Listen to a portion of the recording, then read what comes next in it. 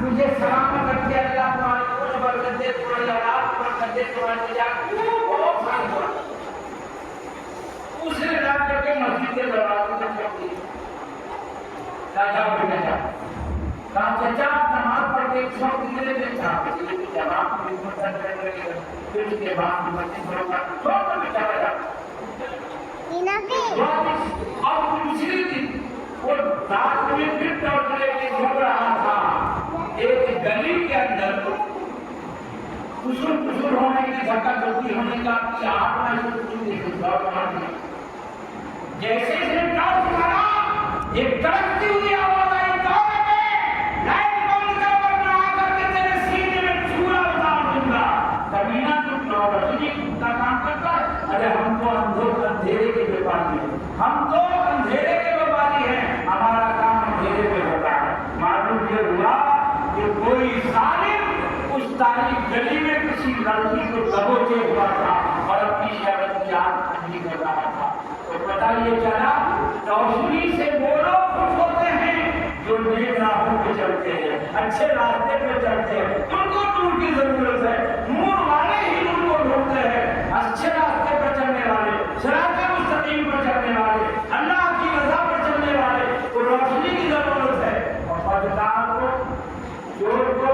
مشکل کو، اس کو نور کی ضرورت نہیں، نور سے اسے غصہ ہوتا ہے، نور میں اس کا دھندا نہیں کرتا، نہیں کرتا۔ قد جاءکم من اللہ نور، اللہ نے فرمایا سر تمہارے پاس میں نے نور بھیجا، چل نور کے ساتھ کتاب ہاں دنیا کی کتاب ہو یا دین کی کتاب، اس کو پڑھنے کے لیے دو روشنی ضرور پڑتی ہے۔ کتنی روشنی کی؟ اور دو روشنی، ایک تو میں آنکھ کی روشنی، دوسرے سورج یا لائٹ کی روشنی، ہے نا بھائی؟ اس کے بغیر کوئی پڑھ سکے گا؟ لائٹ تو چل رہی ہے، سورج نکلا ہوا ہے، تو معلومات اپنے آپ کی روشنی غائب ہے، تو یہ پڑھ سکے گا؟ کیا لکھا ہوگا جان سکے گا؟ نہیں۔ اچھا ٹھیک ہے، آنکھ ٹھیک ہے، لیکن بالکل کو اندھیرا ہے، سورج نہیں ہے، رات کا وقت ہے تو لائٹ نہیں ہے، پڑھ سکے گا؟ نہیں۔ تو پڑھنے کے لیے اور سمجھنے کے لیے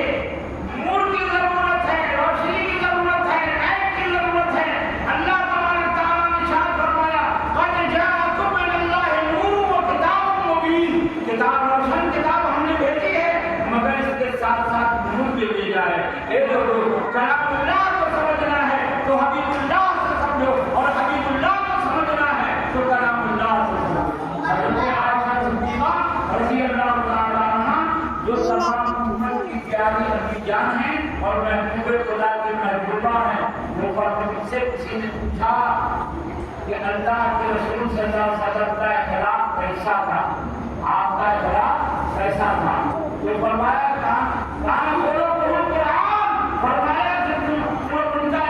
قرآن پورا ان کا اخلاق ہے۔ اے لوگوں اگر نبی کو سمجھنا ہے قرآن کو سمجھو، اور اگر قرآن کو سمجھنا ہے تو نبی سے سمجھو۔ کچھ لوگ اپنے من سے قرآن سمجھتے ہیں، کہ عشق محمد جو پڑھتے ہیں بخاری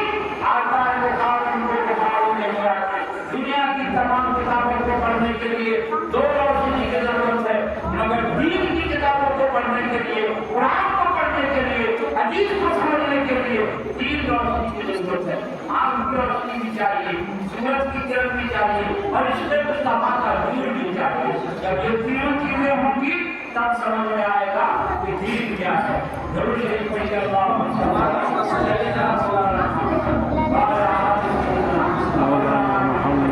وسلم صلاۃ و سلام علیک یا رسول اللہ۔ اور یہ عالمگیر کا نام ہوا ارے ہندوستان کے بادشاہ گزرے ہیں، اور آج کل کوئی کچھ اندھے ہیں، اندھ بغل جو عورت سے قبر کو کھولنے کا ارادہ رکھتے ہیں، کھولنے چلے گئے۔ انہوں نے صرف یہی نہیں کہ دین اسلام کی خدمت کی ہے، بلکہ انہوں نے بہت سارے مندروں کے لیے بھی زمین وقف کی ہے، جائیداد دیا ہے، اور اس میں رہنے والے پنڈتوں کو تامہانہ مقرر کیا ہے۔ حضرت علی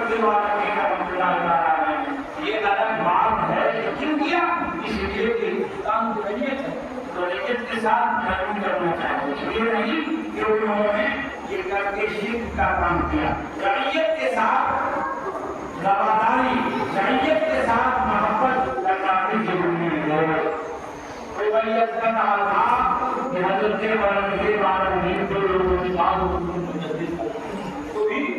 مجدد کا ہے انہوں نے بہت کام کیا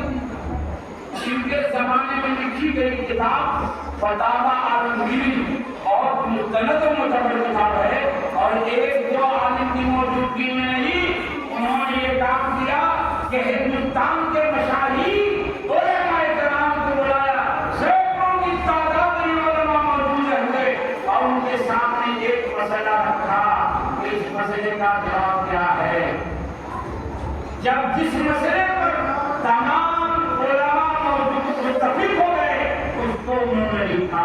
اس طرح سے تمام مسائل جو عالمگیری کے اندر موجود ہیں متفق علیہ مسئلہ ہے جس سینکڑوں علماء مسلم کے لیے لکھا گیا اس کتاب کا نام ہے عالمگیری تو میں نے کہا تھا کہ ان کے زمانے میں ایران کا ایک بادشاہ صبح صبح واقعی کر رہا تھا کیا کر رہا تھا اس کو ہم نے کیا کہتے ہیں مذہب سبا دعوت اس کو مذہب سبا صبح کی تفریح صبح کا ٹہلنا کوئی واقعی کر رہا تھا آج بھی ہندوستان میں جب تک کہتے ہیں صبح صبح چلا گیا تو واقعی کرتے کرتے ایک شعر اس کی زبان کا ہے آپ اس کو اہل علم وغیرہ پڑھیں گے تو خاص پڑھیں گے کیا ہے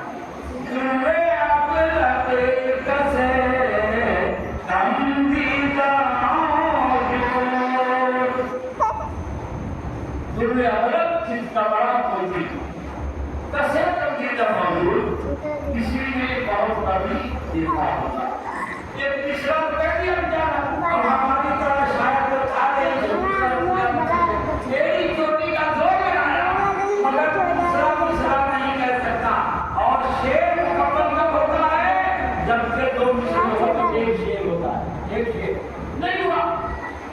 تو اس نے اپنے ملک کے مشاہیر شعراء کرام کو پوچھئے ایران اندر ایران کو کہہ جاتے تھے ایسے لوگوں کو بلایا اور کہا یہ مشرا ہے آپ کو تمام ایران کے بادشاہوں نے ایڑی چوٹی کا زور لگا دیا مگر اس پہ گرا نہ سکے کسی نے کہا کہ عمر ہے کسی نے بادشاہ کی وجہ سے زبان کھلا دے کہا وہ کے ہمارے پاس میں ہم نہیں پڑھ سما تو بادشاہ نے کیا کیا اس مشرے کو لکھ کر کے ہندوستان اورنگزیب عالمگیر رحمۃ اللہ علیہ کے یہاں بھیجا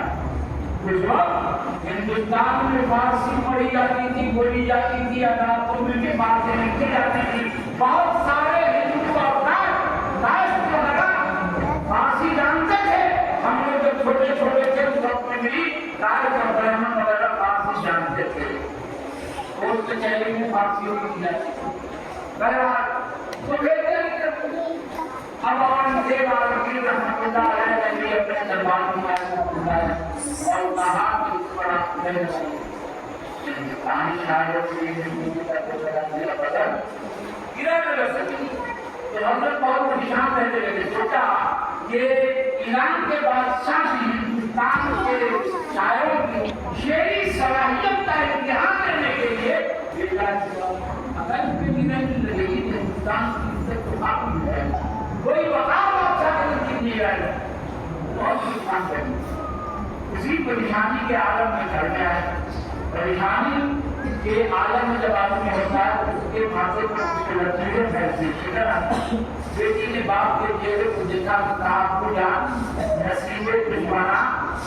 سرحد کے حالات سے کہنا کہاں کو آپ سے چہرے پر تفکر کے اثرات دیکھ رہے ہیں کیا ہے ہر دوسرے کا حجم کرتی ہے اورنگزیب کی بیٹی بھی بہت زبردست شاعر مخفی تخلص نام تھا ان کا زیب النساء مخفی بہت اچھی شاعر کعبہ اس طرح ہم بھی تو سن رہے ہیں آخر میں آپ کی بیٹی ہو سکتا ہے آپ کی پریشانیوں کو حل کر سکوں بادشاہ کے